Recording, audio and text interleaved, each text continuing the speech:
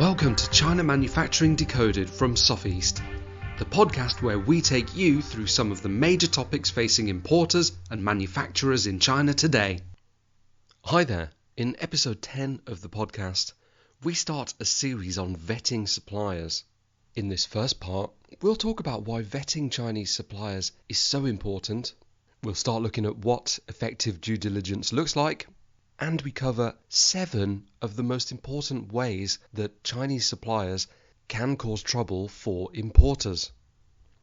If you know about these, then you're less likely to be caught out yourself in the future. Let's go. Hi Renaud, how are you doing today? Hey, great. How are you? Yeah, I'm fine, thank you.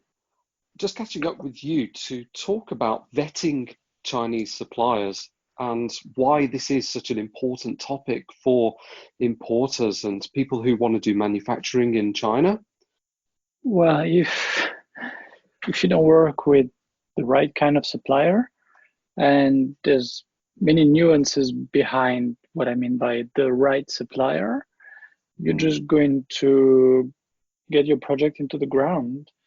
And that's, if I really boil it down to one recipe for success, it is finding and qualifying and managing, of course, but it's all around the right kind of supplier. Now, when you talk about the right kind of supplier, I think that's a really, really good point to think about. Mm-hmm. You've written a series of blog posts on qualityinspection.org, and Mm-hmm. the first one in the series that I'm talking about specifically is about vetting suppliers and finding the right kind of suppliers. And you mention in this some of the key ways that Chinese suppliers can cheat clients from abroad. That's right. And I think it's important for the listener to understand these ways so they can actually identify who is wrong. Could you expand upon some of the key ways that Chinese suppliers can cause trouble for foreign clients? Right. And this is basically what importers are afraid of, or sometimes when they're inexperienced, the kind of things they don't even think of, which often is the first step into, getting right into the trap. So, there's in that post a few years ago, I listed 7 ways. So we can go through them, but basically, if you break down the components of trust, why would you trust someone or a company? You trust them for their character. When they say, I will do this, will they actually really try hard to do it, right?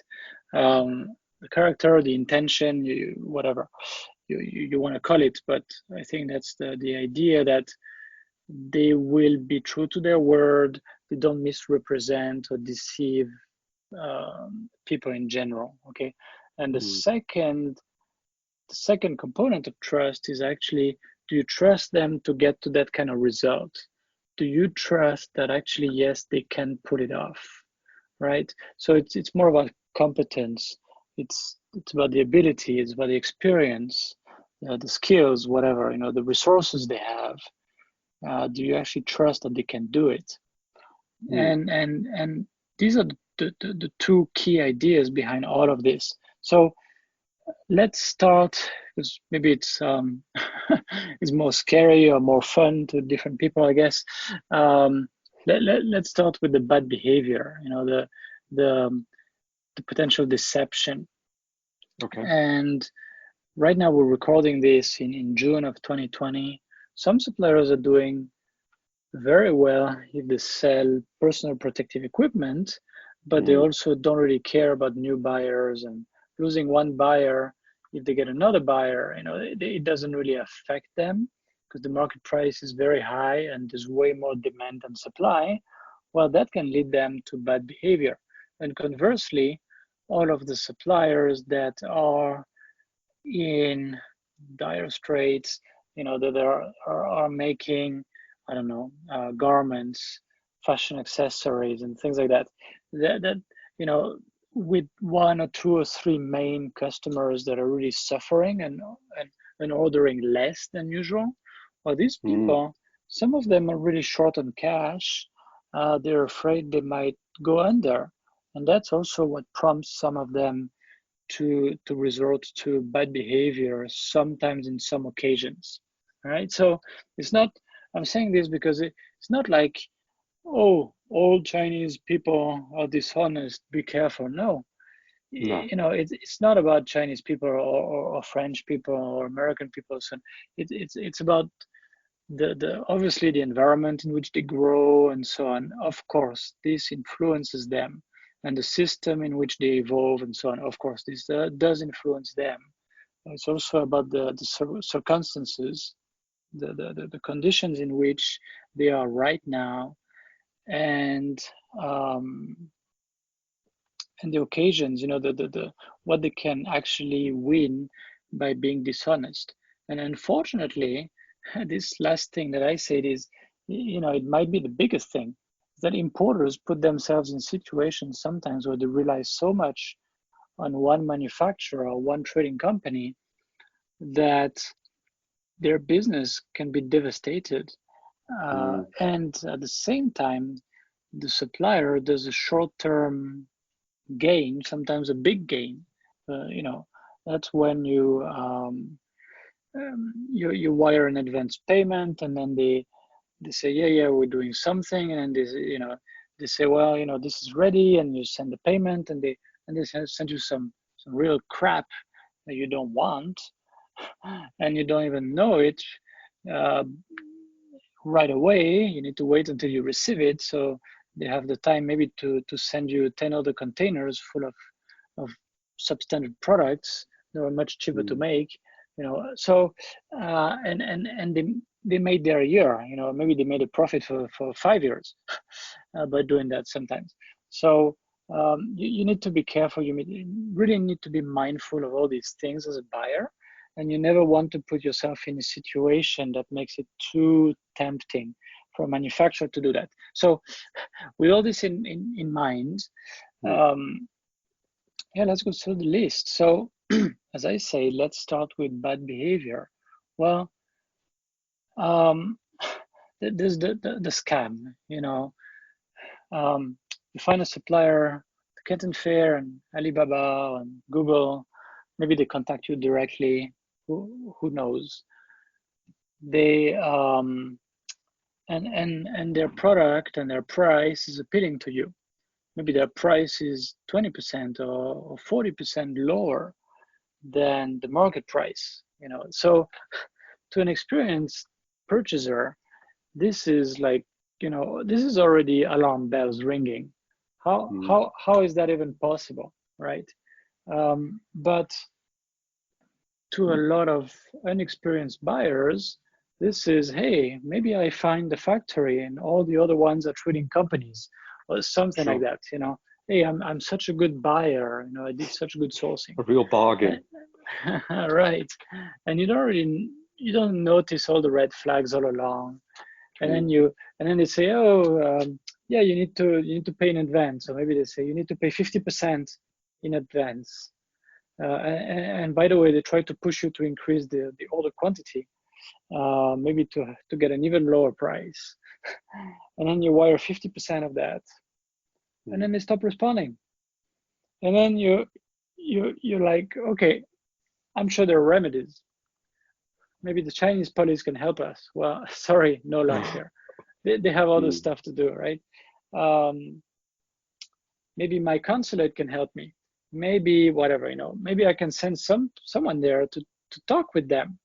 Yeah, right. I mean, we've done this kind of things quite a few times, and we investigate. I mean, we don't send someone there because it might be a ring, a mafia ring or something, something like that. Of course, we'd never put our stuff in danger with these kind of things. It's already smelling pretty bad, let's say.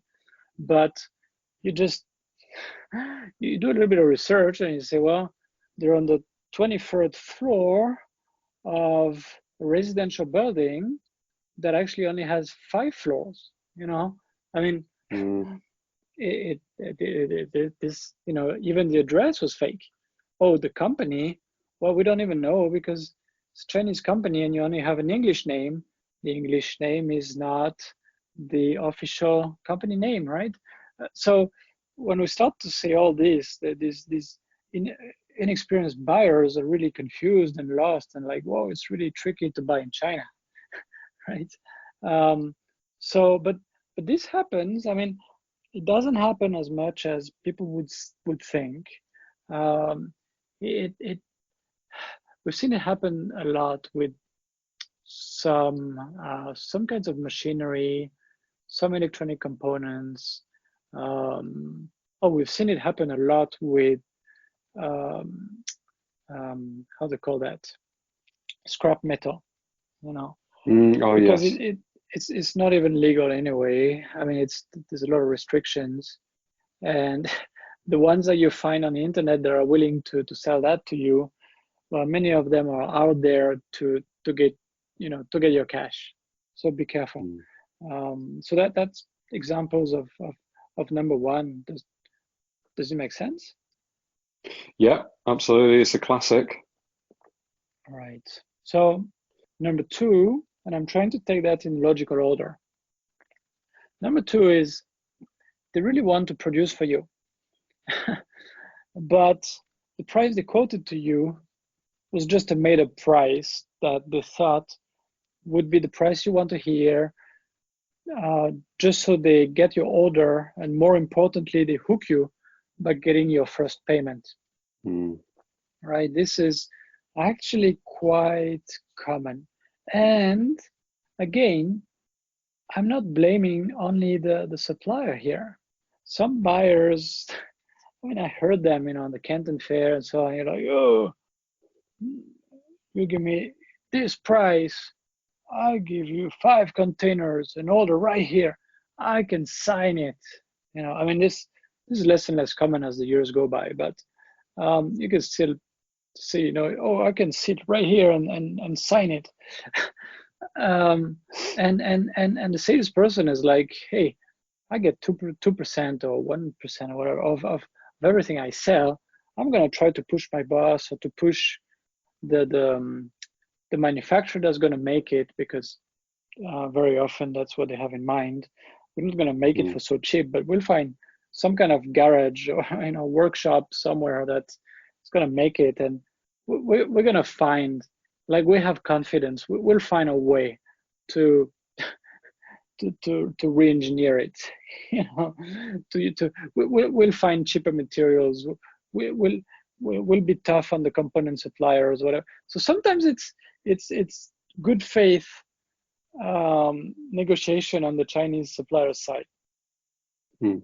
Not entirely professional, I would say. They will say yes before being sure, but sometimes it's also the buyer's fault. Okay, so they say, okay, all right, let's do it. And the Chinese supplier is like, oh, you really bit me in this negotiation and blah blah blah. And then the buyer side, they're pretty happy. Haha, we got a good deal. We get them. It's typical win-lose sort of approach, and each one is just playing a game. And then once the money has changed hands, the supplier says, well, yeah, now that we have your money, we started to negotiate with the suppliers, or we talked with the factory, and yeah, we really can't make it for that. I mean, but I mean, usually they don't say it right away, because then it's too easy for the buyer to say, well, just send me the money. They'll say, yeah, we purchased this and this already. It's already made to your specs or whatever. So it's already been consumed. I mean, we cannot send you the money back. Mm. But in this kind of processing, we see there's 30% scrap, or whatever. Or the supplier making that, they say it's so expensive, they double the price, or Mm. it's so complex. They come up with some kind of excuse, and then it's like, you know what, price going higher. Do you want to go ahead? I mean, we leave you no option, right? So how does the buyer side feel about that? Pretty bad, right? And to me, this is often bad behavior, or at least really a strong lack of professionalism. And it's often also in some part a lack of competency / experience. All right. So that's number two. You send the money and then they say price goes up. Do you think it's connected to? Do you think it's connected to face in any way, that where Chinese vendors don't want to say no, so they give you an unrealistic price just to please you, but then they can't live up to that? Yes. Oh yes. Oh yes. And some buyers, they exploit it because they know about that. They know that if if the salesperson gets this big deal, even if there's no profit, even if it's at a loss, he will look good to his colleagues and his boss. He knows that if, oh yes, let's do it, and oh yeah, we moved 20 containers for that. Oh wow, people are amazed. Wow, people feel good, they want to play on that big volume at a loss. And Chinese suppliers have been bullied that way, some of them, until they really understood, and then some of them now play the game upside down. That's which is a bit sad, but there's been a game on both sides for sure.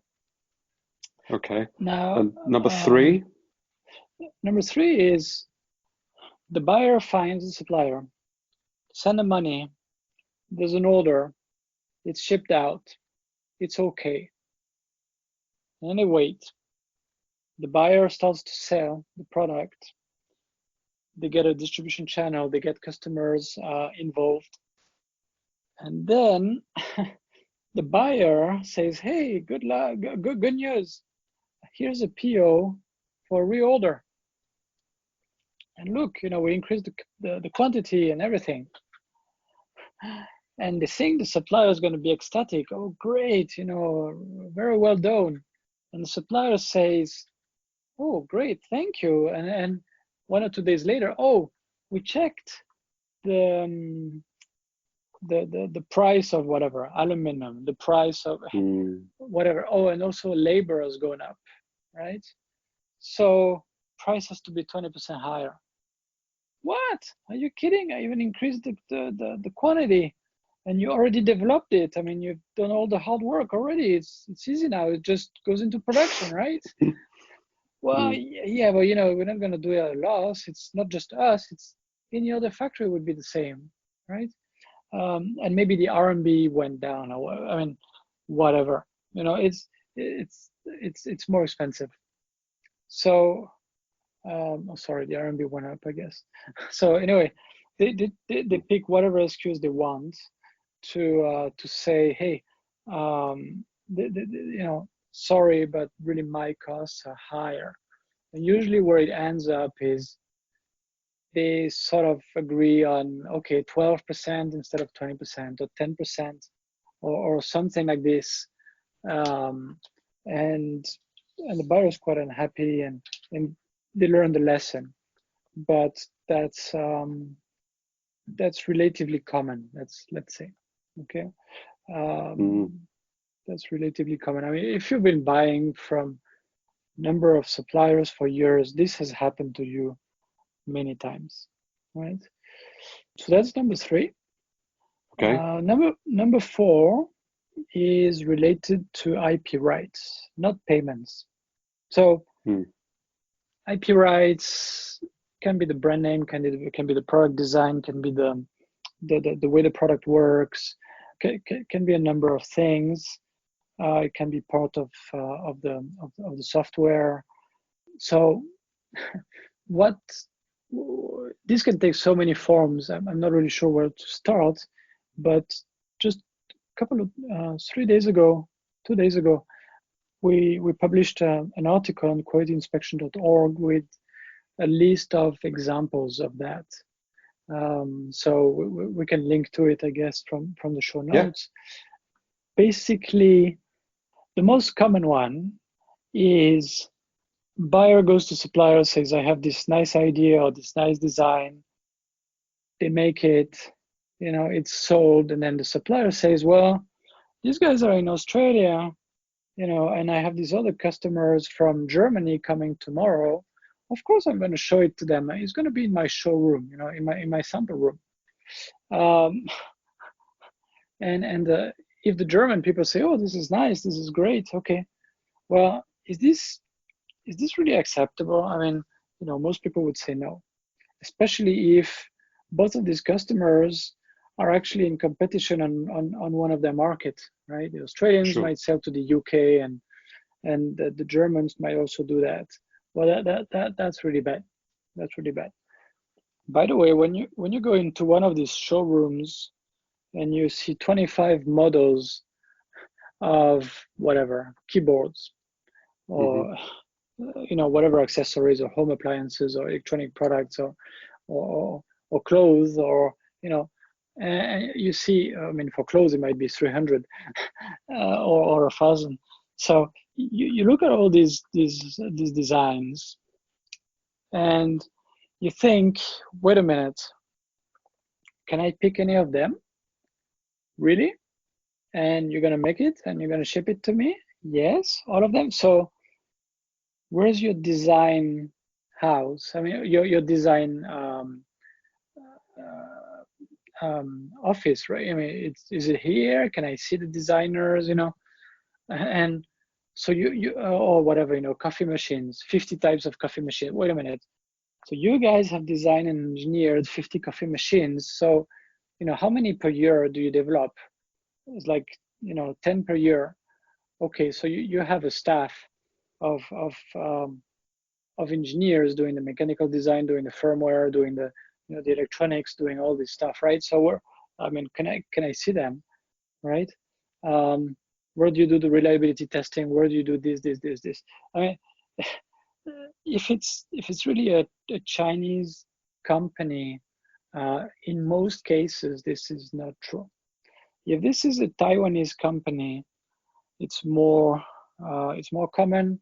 If it's an American, a German, a British company, it's much more likely. But they will say, yes, we design and we sell this, and then you could have just the exclusivity in that country, right? I mean, then you get into these kinds of discussions. We give you this exclusivity, but you need to buy for at least 50,000 a year or whatever. Okay, so you will see it, but the Chinese supplier that says yes, yes, yes, oh yes, you can, yes, you can, yes, you can, no problem, no problem. This is usually going to lead you into some kind of trouble. There's some other shady approaches where they start to sell for you, they see your brand name, they like it, they actually register the trademark in China, and it's a first to register. So once that's done, right? And maybe they do it in the name of their cousin who lives in Sichuan province. I mean, you have no way of knowing who actually that Mr. Zhang is, right? If that's in the same province as the owner is coming from, well, that's a little bit more suspicious, yes. But you're far away from having a proof, right? So you when it comes to IP rights, read some materials about that. Actually, we have some advice about that. We can also put it in the show notes. Yep. It's talk to a lawyer. We're not lawyers here. We're just sharing lessons learned. This is really something you need to be careful about. But if you are going to private label something that already exists, or if you're going to develop a new product, right? Because in both cases you can be hurt, as I explained. So that was number 4. All good and clear so far? Yeah, can I just circle back to a quick point about registering trademarks in China? You mentioned that it's first to file. Now, what that means to any listeners that are not aware of how the system works in China is, and correct me if I'm wrong, if you're a British company and you've got your own trademark and you don't register it in China specifically, somebody in China could do that, and then effectively they've squatted on your trademark and you might have to end up paying them for it or something like that. Yep, absolutely. absolutely. Yes, it's quite annoying. Let's say it this way. Point number 5 is what I call lack of transparency. And this is so ingrained in the Chinese business culture, you have to expect it until proven otherwise. Okay. So you can have the best contract that says manufacturing can only take place here. The components can only be these components from these approved suppliers or whatever. And the process has to be exactly as per these instructions and so on. And you know, and you have to flash the firmware, which is exactly like this, and you have to do it exactly that way, and da da da da da. If you don't show that you're really monitoring that, at some point something is going to happen. Okay, you have to assume that, because it's so painful when they do it and you're not assuming it, you're not expecting it. All right, so extremely common is they make a product. Let's say you buy, I don't know, a pair of shoes. It's nice, and you sell it, and you sell it, and you sell it, and you reorder it, and you reorder it from the supplier. And then at one point, they arrive, and the fabric, you know, one of the fabrics, or what maybe the inner sole is a bit different, and you're like, hey, you know, the filling is a bit different.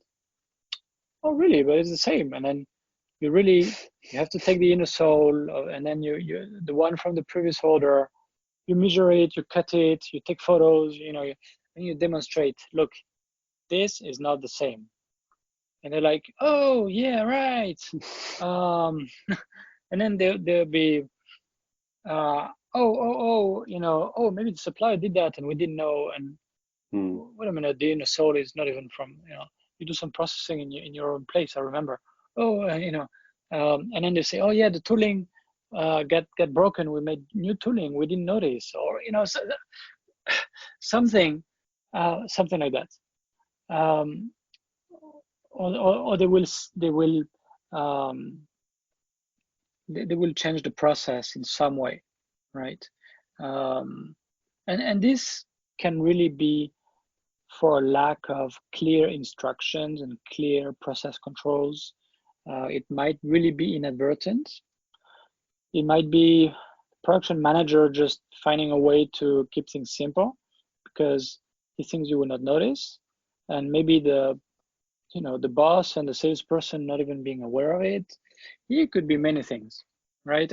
It's really pervasive at all levels in the Chinese business culture, that I do my own thing here and let's see if I get caught. I am only in the wrong if I get caught. This is a very Chinese thing, right? Have you noticed? Does it make sense? Yeah, and I think the concept of like chabuduo as well, which is kind of saying, well, it's more or less okay. You know, I'm sure it'll be fine. Yes.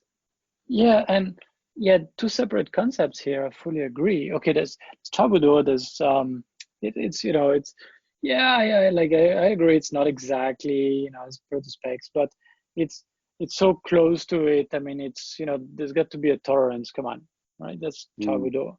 And that's really the country of chabuduo in some places. So 100%. when I said you have to work with the right kind of supplier, you know, you have to work with suppliers that do not live by the rule of chabuduo if you really cannot stand chabuduo. Okay, and and there's another thing, as I mentioned, is that in it's a little bit more the old style Chinese culture, but it's changing slowly. You lose face if you get caught, but you gain face if you did something to your profit and you did not get caught. Hey, look, he's so smart to game the system, right?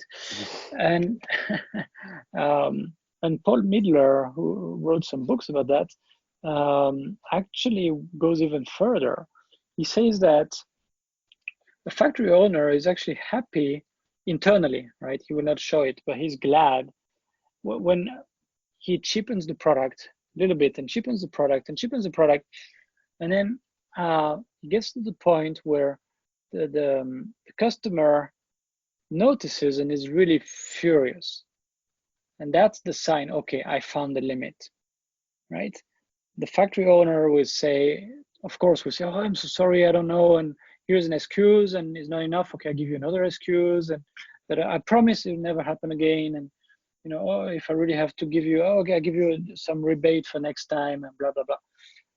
But internally, they're like, okay, I found the limit. I know where this guy's red line is, and I want to be as close to the red line as possible, right?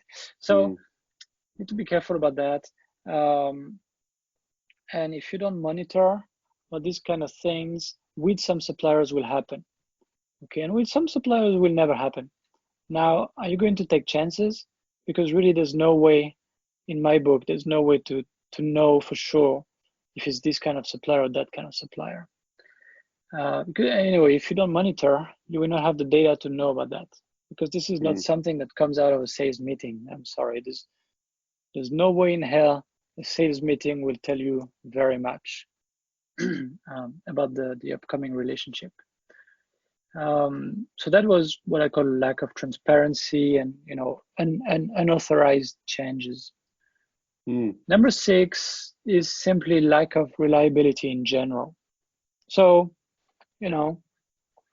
China is not famous for shipping consistently good quality, consistently on time, and with a consistently low price. I mean, prices go up sometimes very fast. Quality sometimes is disastrous. Okay, there's always the fear of that one batch that is completely unsaleable.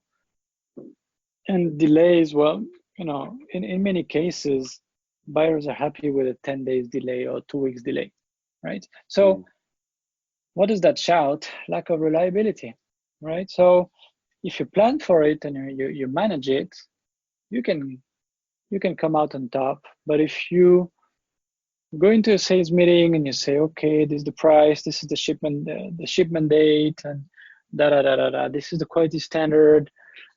I explain it to you. I don't even document it because I trust that you are professional, even more than myself, and so on.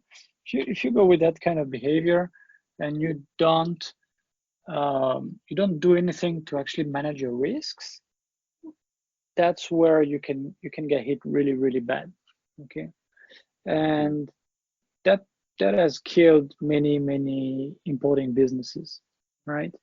And where does lack of reliability come from? Wow.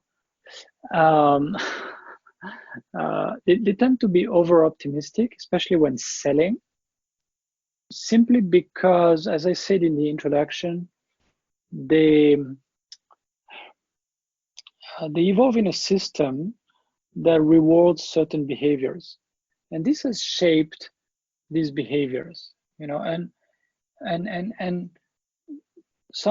a lot of Chinese manufacturers have gotten very big, very rich by over-promising and under-delivering. And that's just a fact. And guess what?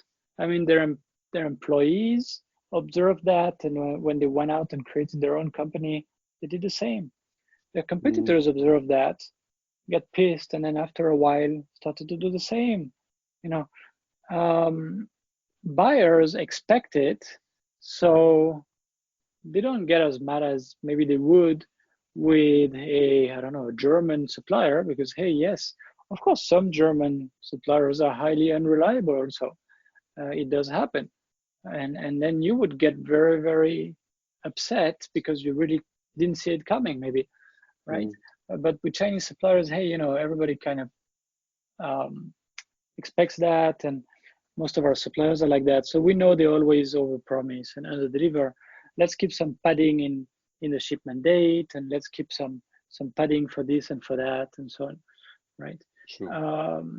So that's lack of reliability. And the last one is really the inability to reach a quality standard.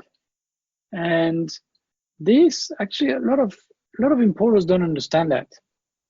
They're like, okay, I'm trying to work with this supplier, but the first batch was crap. They told me they knew exactly why it was crap. They gave me a discount for the second order. Second order, I get the discount, I get crap again. Maybe slightly different. And then again, they have an excuse and a reason. And they tell me, well, yeah, this is because that, okay, something else. Okay. And sometimes I talk to them and they're actually thinking of giving a third order. And actually, if I could backtrack into the conversation, I could talk to them 2 months earlier. As soon as they have some crap from the first order, it's actually time to pull the plug. I'm sorry, because they already demonstrated that they don't work well together. And I'm not saying it's just the supplier's fault. It's often largely also the buyer's fault. They haven't clarified the standard. They haven't checked by themselves that this supplier is already making products at this kind of standard and really understands it, and so on and so forth. So these two parties are not working well together. Okay, they already produced some crap, so they're going to give a rebate, the typical game. And then the rebate means they're not going to make a profit on the second one. And you think they're going to get they're going to make a great job, a great batch on the second one, or maybe they're going to lose money. Are you serious? I mean, they're not very short, very long-term thinkers often. That's the problem. So so the first time you get crap, you stop. You document all your quality standard. You go and make sure on your own, okay, why is this crap? What's wrong with this factory? Or is it really an accident, but they really can make it? Then you reconsider. If you don't do these two things, document the standard and go check on your own if actually they can make it right, you stop. You exit that game. You go find another supplier, you start from a good basis. Okay, so that chances are there will be another supplier out there that can do the job properly. Oh, for sure. Now, can they do it properly for the low volume and the low price that the buyer is asking for? Maybe not. But again, whose fault is that, right? So yes, and that's the 7 points we wanted to cover today, as an introduction to the series about vetting the suppliers. What does it mean to work with the right supplier, and how actually to qualify the suppliers, to screen the bad ones out, and to really focus on the one or two best, right? That's a whole process in itself, and that's what we'll cover next time, basically. Sure. I mean, this is a good introduction of what to look out for. What don't you want, and you've just gone through them all. So I think that's what don't you want? That's right. Yeah. Yes. So it's a real sort of wake up call for people who are maybe less experienced and could actually disappear down some of these rabbit holes if they weren't careful. Yeah. Right. So in the next podcast, then, what we're going to look at is we'll look at some of the ways, some tips from yourself that people can actually follow to keep vetting the suppliers who could actually cause them trouble. Yes, we'll start with the background check, meaning the mostly covert kind of investigations that you can do. It can be as simple as a Google search and a couple of things like that. And it can go much deeper. And there are also some smart questions that you can ask that will allow you to uncover maybe the worst candidates and cut them off before you spend too much time actually talking to them and buying samples and so on. Right. Okay. Excellent. So that we'll jump into that in the next episode. And any of the blog posts that we have been mentioning today, I'll include in the show notes, and any other useful content Yeah, so thank you for going through those 7 bad behaviours and lack of competencies from would-be Chinese suppliers. I think that's really going to help anybody that's sourcing suppliers at the moment in China. Yeah, cool. I hope so. Great. Until next time, Renaud. Yeah, thanks, Adrian. All right, till next time Thank you then. very much. Excellent. Thanks. Now, if you enjoyed today's podcast, don't forget to like, subscribe and share. You can find us on Apple Podcasts, Spotify and anywhere else that you get your podcast material from. Until next time, we'll see you later.